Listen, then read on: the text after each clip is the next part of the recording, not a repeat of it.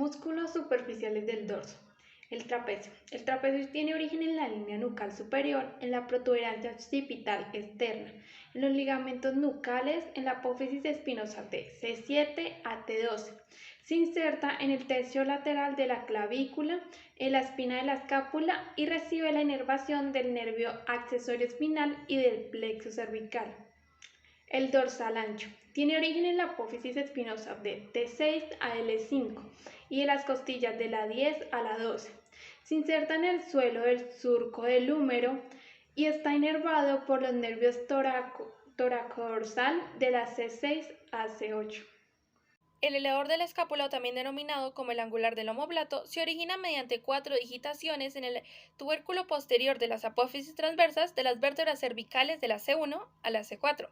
Estos fascículos se unen y se insertan en el ángulo superior de la escápula y la porción limitada por el borde medial, por encima del romboides menor. Este músculo está inervado por el nervio dorsal de la escápula de la C4 y la C5. El músculo romboides menor surge de la parte inferior del ligamento nucal y de las apófisis espinosas de la séptima vértebra cervical y de la primera vértebra torácica. Se inserta en los bordes de las vértebras donde se une la columna vertebral con la escápula y, al igual que el romboides mayor, es inervado por la rama ventral primaria a través del nervio dorsal escapular C5 y la rama colateral del plexo braquial. El romboides mayor surge a partir de las apófisis espinosas de las vértebras torácicas T2 a T5, así como el ligamento supraespinoso. Se inserta aproximadamente desde el nivel de la espina dorsal de la escápula y es considerado un músculo superficial de la espalda y está por debajo del trapecio. Ese músculo está inervado por la rama ventral primaria a través del nervio dorsal escapular C5 y la rama colateral del plexo braquial. Músculos intermedios del dorso. El serrato superior. Tiene origen en la parte inferior del ligamento nucal, en la apófisis espinosa de C7 a T3 y en los ligamentos supraespinosos. Se inserta en el borde superior de las costillas 2 a las 5 y es inervado por el ramo anterior de los nervios torácicos superiores de la T2 a la T5. El serrato inferior tiene origen en la apófisis espinosa de T11 a L3 y en los ligamentos supraespinosos. Se inserta en el borde inferior de las costillas 6 a la 12 y es inervado por el ramo anterior de los nervios torácicos inferiores, de T9 a T12. Músculo espinotransverso. Está conformado por dos, por el esplenio de la cabeza y el esplenio cervical. El esplenio de la cabeza tiene origen en la mitad del ligamento nucal en la apófisis espinosa de C7 a T4 y se inserta en el hueso occipital y en la apófisis mastoide del hueso temporal. Está inervado por los ramos posteriores de los nervios cervicales medios. El esplenio cervical tiene origen en la apófisis espinosa de T3 a T6 y se inserta en la apófisis transversa de C1 a C3 y está inervado por los ramos posteriores de los nervios cervicales inferiores. El día de hoy vengo a hablar acerca del músculo sacroespinal o el músculo rector de la columna. Este músculo en realidad está compuesto por 3 músculos más pequeños, comenzando desde el músculo semiespinoso. El músculo semiespinoso tiene su origen en el ligamento cervical y en las apófisis transversales de la área cervical y el área torácica. También tiene su inserción en las apófisis espinales de la cervical y el área torácica y también del hueso occipital. He de aclarar que todos los músculos pertenecientes al músculo sacroespinal o músculo rector de la columna están igualmente inervados por las ramas inferiores de los nervios espinales.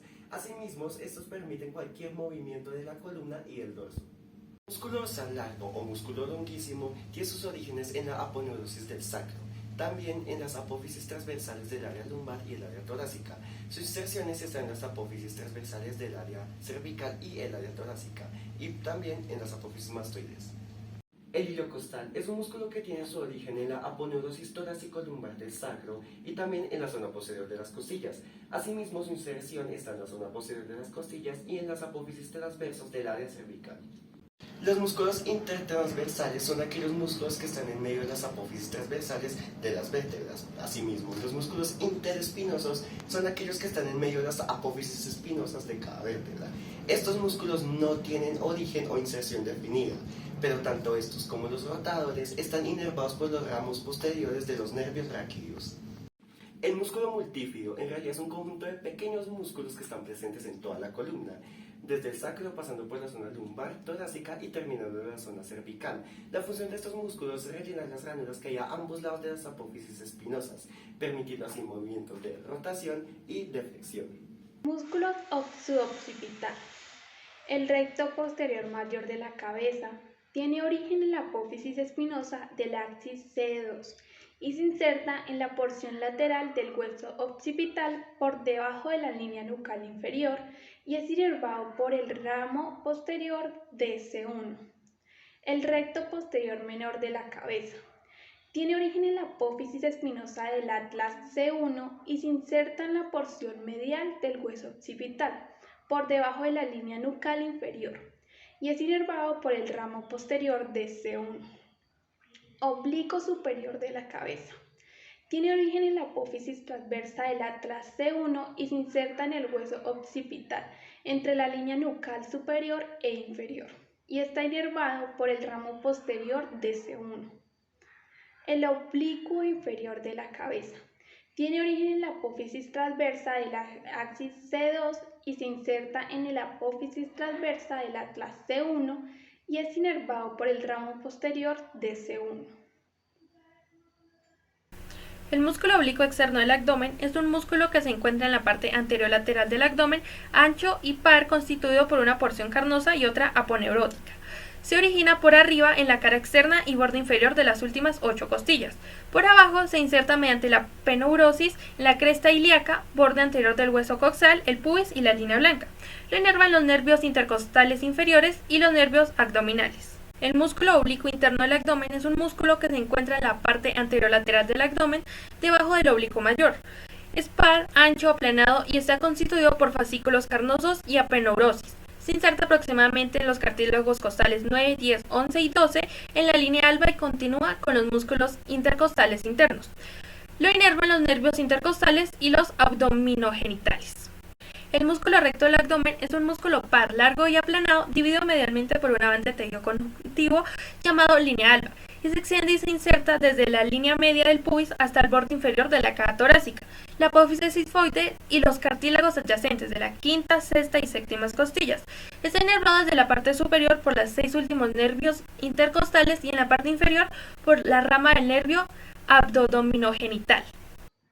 El cuadro lumbar tiene origen en la cresta ilíaca, en el ligamento ilocostal, en la apófisis transversa de las vértebras lumbares y se inserta en la última costilla y en la apófisis transversa de las vértebras lumbares desde L4 a L1 y está inervado por los ramos posteriores del nervio raquídeo torácico de T12 y las ramas posteriores de los nervios raquídeos lumbares de L1 a L4.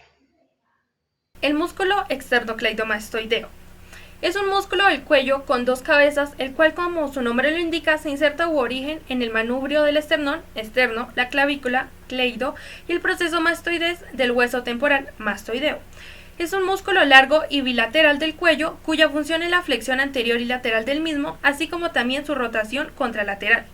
Se inerva en el músculo accesorio del quinto par craneal y los ramos del plexo cervical C2 y C3.